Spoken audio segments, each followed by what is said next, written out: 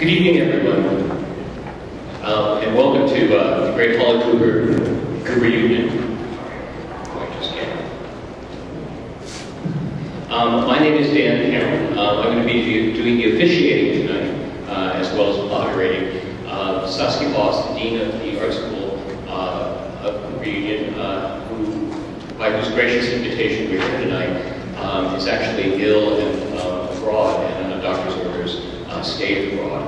So we're actually introducing ourselves, or I'm introducing us, and I'm very, very honored to be here. This is a room that I've been to a lot of talks with myself over the years, and I think a lot of my own thinking about art has been shaken up by things that I've heard while I've been here. So on behalf of Saskia and the rest of the art school and the reunion, welcome. And on behalf of US Biennial Inc., with the producers of Prospect.1 New Orleans, welcome again. I want to tell you a little bit about tonight's format. I'm going to, first of all, introduce everyone. And after I've introduced everyone, I'm going to tell you a little bit about what Prospect.1 is and why we're doing it. And then I'm going to turn the table over to our four participating artists who are going to show you a little bit about what they're doing. And first, I want to just say a little bit about the organization. US Biennial is a charitable organization which was set up last year in 2007. What we do is we produce Prospect.1 New Orleans. We were set up for one purpose, which was to create this exhibition, which we hope will be the largest biennial of contemporary art in the United States. So with that in mind, let me just tell you a little bit. First of all, my name, again, is Dan Cameron. I used to be senior curator at the Museum of Contemporary Art. I decided to start this endeavor at the beginning of 2006, and it was made possible through my very good friend, actor Antoni, Lewis, who I'm pleased to say is joining us tonight. I became the visual arts director of the Contemporary Arts Center in New Orleans a year ago last month, and so I'm organizing the biennial and doing the programming for an important cultural institution in New Orleans, but more on that in a minute. First of all, let me tell you a little bit about who's with us tonight. All the way on my left, to your right, is Antoni. Jenny was born in 1964 in Freeport, Bahamas, but she lives and works in New York. Jane's work blurs the distinction between performance art and sculpture. She transforms everyday activities like eating, bathing, sleeping into works of art. Antoni's primary tool for making sculpture has always been her own body, and the works made of chalk, lard, and of course her historic performance with Love and Care hair dye, natural black, at the Antoni Gallery in 1993 have been important references in contemporary art for the last 20 years. Antoni's work has been exhibited and collected internationally. Most recently, she's been in magazines in Stockholm, the Desky Foundation in Athens, the Aldrich Contemporary Art Museum in Richfield, Connecticut, and Site Santa Fe. To my immediate left and your right is Jacqueline Humphries. Jacqueline was born in 1960 in New Orleans, Louisiana. She lives and works in New York, and Jacqueline's work explores abstraction, but really always poising painting as an active site for channeling contemporary visual issues. Jacqueline has expanded consistently on the possibilities of abstract art through a variety of different media, including digital drawings, black and white paintings, and video. Humphries has exhibited in solo and group exhibitions at venues including Williams College Museum of Art, the Nagoya Museum in Japan, Opelousas Museum of Art, and the Institute of Contemporary Art in Philadelphia. So to my right is Wangechi Mutu. Wangechi was born in 1972 in Nairobi, Kenya. She lives and works in New York. Wangechi first came to attention in 2000 with her pin-up drawings and elaborate figurative collages. Mutu's aesthetic employs an economy of surface and depth to engage in her own unique form of myth-making. She manipulates ink and acrylic paint in pools of color, and then carefully applies imagery sampled from disparate sources, including medical diagrams, fashion magazines, anthropology and body texts, pornography, and traditional African arts. I should also point out that for the last 20 years, she's been involved increasingly in site-specific installations, which she's going to show you some of tonight. I think in many ways the inspiration for what she's doing in New Orleans.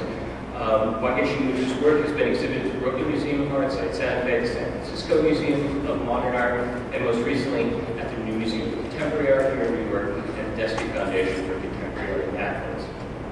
And then lastly, but far from least, to my extreme right is Nari Ward. Nari was born in 1963 in St. Andrew, Jamaica, and he lives and works here in New York as well.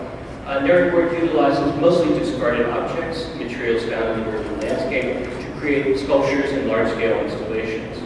Through his work, Nari raises issues related to consumer culture, to poverty, and to race. His juxtapositions are often ambiguous, allowing for multiple open-ended interpretations. Nari's work has been exhibited extensively throughout the U.S. and Europe, including solo exhibitions at the Isabella Stewart Gardner Museum in Boston, the GAM in Torino, and the Walker Art Center in Minneapolis. So we'll be hearing a little bit more from all three of them in just a few minutes. As I mentioned, I wanted to tell you a little bit about the genesis of Prospect.1. I guess it starts 21 years ago and 2 weeks ago at Jazz Fest 1987. A friend of mine, and probably many of you are, Peter Halley, and invited me to go to New Orleans to his opening at Arthur Roger Gallery. But while I was there, he promised me I could go to something called Jazz Fest. And I didn't really know what that was, but once I found out, I realized it was something I wanted more and more of. And so that began a 21-year-long, continuing to this day, love affair with the city of New Orleans. And of course, over that time, a gradual education into what the city is, what it was, what it has been, and then increasingly what it could be in the future of the United States. I think my life really changed considerably in 2006 when I began to really appreciate the devastation flooding after Katrina had done to New Orleans. It wasn't simply the destruction itself. I think there was really this feeling of perhaps the lack of urgency that I felt in the art community in the United States, and a little bit my inability to comprehend why something was so urgent in New Orleans wasn't also a kind of emergency in terms of the art world as a whole. And it wasn't until my first post-Katrina visit January of 2006, when I could actually see the unbelievable scale of devastation up close, and could start to talk to people in the art world in New Orleans, people who had lost a lot, and really just, they wanted to talk about getting things back together, but even more, they wanted to talk about where to go, what kind of future to create for their city. And so just in really the process of talking about whatever came to mind, I blurted out that I thought that among the scenarios that we could consider would be a biennial that I hadn't been thinking about up until that moment, but it really seemed that New Orleans had a lot of the characteristics to make it a proper international biennial in the United States. And I wasn't thinking in such detailed terms at the time, but I can share with you now some of the things that I think that New Orleans offers that really make it the ideal site for this kind of venture. The first is art historical. New Orleans was the site of the first regular repeating international art exhibition in this country. It began in 1887. It continued as an international exhibition. It was the annual art exhibition, New Orleans Art Association annual exhibition. And it had regular delegations from Spain, from Italy, from France, and from England. So at the same time that Venice was beginning its Biennale, that Andrew Carnegie was beginning his vision, New Orleans, in its own way, had introduced this notion of new international art to the country. I think if you talk about art history, you need to talk about cultural history as well. I strongly believe that if you had not had Louis Armstrong, you couldn't have had Andy Warhol. That there's something about the way culture, American culture, evolved through the 20th century that made it necessary for our greatest artists to look at the world around them, to look at what was discarded or thrown away, and try to exalt that, and try to make that into something that was truly great and truly visionary. And I think that the invention of jazz created for the rest of the world an image of America that we've always benefited from greatly. As a country, to be known as a society that produced jazz really has given us a leg up, for want of a better word. And in some ways, it's ameliorated or balanced some of the other aspects of our society, which were perhaps a little bit more harsh uncharitable. So with the art history and with the cultural history, you also have to think about the recent economic history of the city of New Orleans. This is a city for the last 50 years that has slowly learned to devote itself to large-scale luxury tourism, conventions, international jazz festivals, even Mardi Gras. New Orleans specializes in the kind of celebrations that enables it to welcome thousands of people on a given weekend and show them a really good time and send them home kind of wondering a little bit, thinking what had just happened to them. And knowing what had just happened to them was really something nice and very special. And I think the fourth and the most important reason for why New Orleans is the ideal site for something like this is Katrina and the destruction of the city.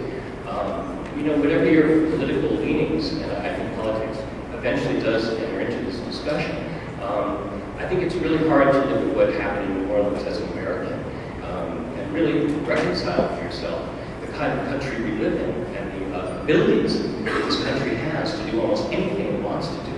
And yet to see how tens of thousands of people in New Orleans continue to live their lives without a stable home, without a way of getting home, and without the resources to do so. So I want to explain New Orleans and Prospect.1 a little bit through a very important friend of ours. He's not here with us tonight, but I'll tell you a little bit about him. His name is Keith Calhoun. And Keith Calhoun is a photographer who was born and raised in the Lower Ninth Ward. He's married to another photographer named Chandra McCormick. And they had a very nice life in a house in the Holy Cross neighborhood that was completely destroyed, washed away, as was a great deal of their life's work. Keith and Chandra now live in Houston. Their kids are enrolled in Springs, Texas school system. And they commute to New Orleans every weekend. Sometimes when they can, they'll leave on Thursday night and drive back on Thursday morning. And they spend all of their time building an art space in the Lower Ninth Ward. Their belief, and it's very simple, is that before you have other services, before you can actually go on to create some parts of your infrastructure, you need to have art, that you need to, that it's a universal human need. But even more so, that they're living in a neighborhood that was devastated, where the majority of their neighbors aren't back yet. And they feel that art is the way to communicate to the world that New Orleans is okay, that New Orleans, not that it's okay, but it's ready to be visited, that it's ready to be seen and to be understood, and it's ready for people to have the experience of the city close up, rather than just seeing it through their television sets.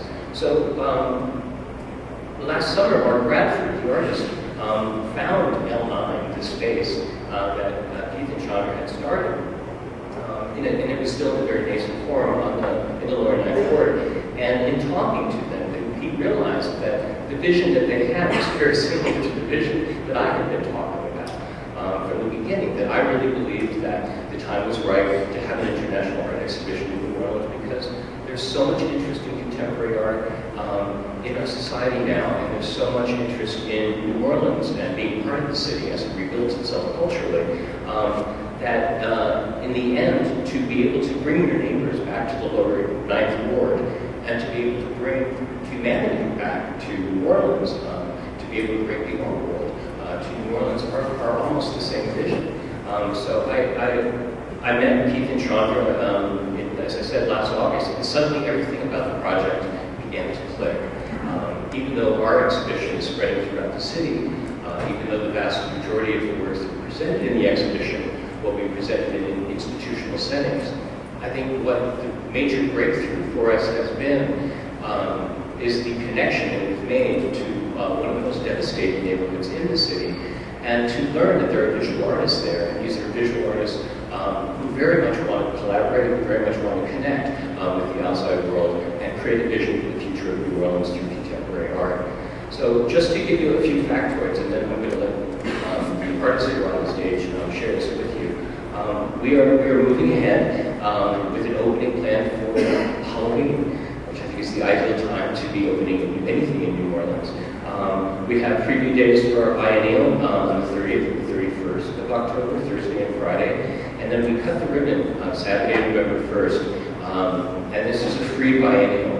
So I think there's going to be a lot of people in the community who will actually want to be seeing what the 81 artists from around the world have been coming up with. Almost all of the artists who've been invited to Prospect have already come.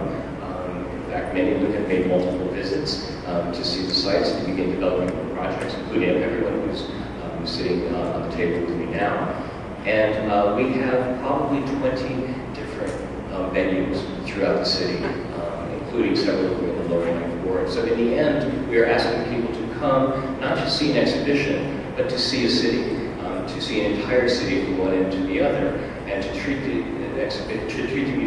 city, as a kind of an open door gallery, that the artists are right out there, that you see the city and the beauty of the city while you're watching the art, and in the end you have interactions with neighborhoods that maybe most tours don't get to, but which are some of the most fascinating and culturally and historically important neighborhoods of the city. So our goal is that during the 11 weeks of the exhibition, we want to get a lot of people to come to New Orleans. We think that the art world has the capacity to see the city, not just in terms of its current plight, but in terms of what the city could be in the future.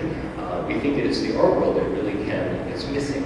It's the ingredient that can really give the city a boost right now, in a sense of not just hoping for a future, but actually being able to visualize that future.